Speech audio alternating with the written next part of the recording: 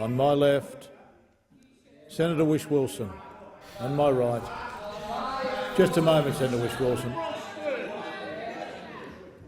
Order. On both sides.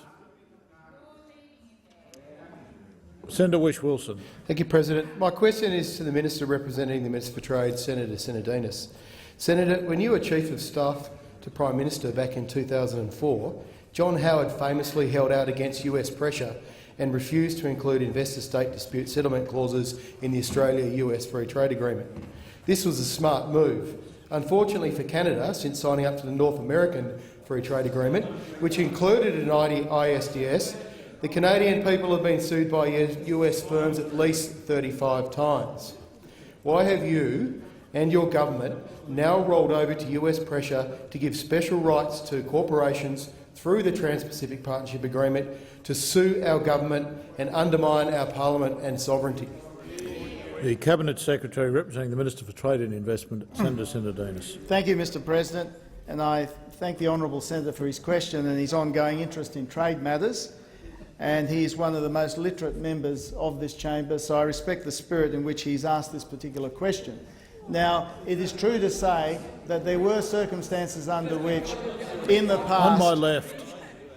Order. Mr President, what's wrong with complimenting a member of the Greens when they're asking an intelligent question? Mr President. Order. What have you got to say about it? What have you got to say about it? On my left. Just pause the clock. Order. Order. Order. Minister.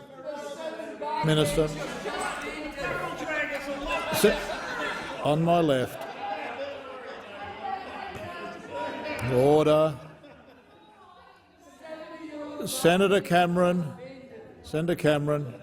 It's been a lot quieter earlier this week. Minister, you have the call. Thank you, Mr President. It is true in the past, under some circumstances, that the Howard government did set its face against what are called ISDS clauses. But in more recent times, in the context of negotiating very broad-ranging free trade deals, the view has been taken that the ISDS provisions can also provide protection for Australian investors abroad.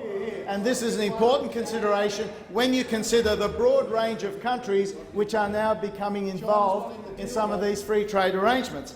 But I understand where you are going, Mr President, through you, where Senator Whish-Wilson is going with this question, because there have been some actions taken in recent times. You refer, of course, no doubt to tobacco. Well, one of the provisions, there's an explicit recognition in the TPP that Australia's tobacco control measures cannot be challenged. That's for a start. There's also recognition of an inherent right to regulate as a country to protect public welfare, including in the areas of health and the environment.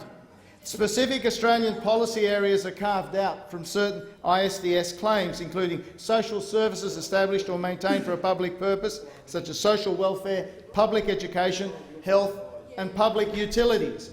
Measures with respect to the creative arts, Indigenous traditional cultural expressions. Thank you, Cabinet Secretary. The time for answering the questions has expired. Senator Whish-Wilson, supplementary question. I think it's the first time I've got an answer to a question, President. But Minister Robb has indicated that the Order.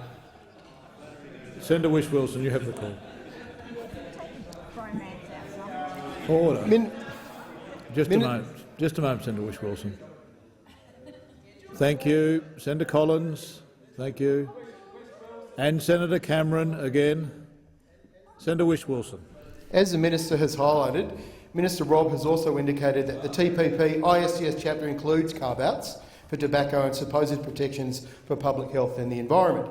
Can the minister please list for the Senate or give examples of the range of circumstances where a corporation will be able to sue our government under ISDS provisions in the TPP? Cabinet Secretary.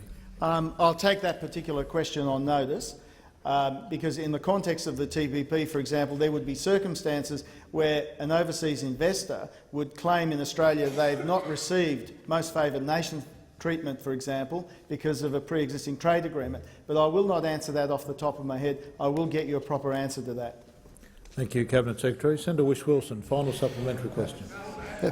The TPP has been labelled a dud by Hillary Clinton, one of its original architects, and the supposed benefits of the deal have been queried by a number of respected economists and commentators. As recommended by the Harper Review and a Senate inquiry into our flawed treaty process, will you refer the TPP to the Productivity Commission for independent review, and when will you finally release the text of this most secret agreement? Cabinet Secretary. Mr President, on the second question, I believe it will be released shortly, but it is being, to use the vernacular, legally scrubbed. The document is being checked, dotted and all the rest of it, I's crossed and all the rest of it. Now, on the first part of the question regarding the Productivity Commission, the issue here is what is the counterfactual? Is the counterfactual that for 20 years we've not been able to get a multilateral trade deal? So the question is, do you take what's on the table and the access that goes with it, and do you build on that, as we're doing with Japan, Korea, China, the Trans-Pacific Partnership, and potentially in future a fusion of the TPP with some of the arrangements China wants to see in the region? But there is no counterfactual because there has not been a multilateral trade deal since the Uruguay round. The Doha round collapsed. So there is no perfect model you can put up as the benchmark against which to judge this model. But for us, it cements our access into all these major markets and gives us most favoured nation status. Thank you, Cabinet Secretary. The time for answering the questions has expired.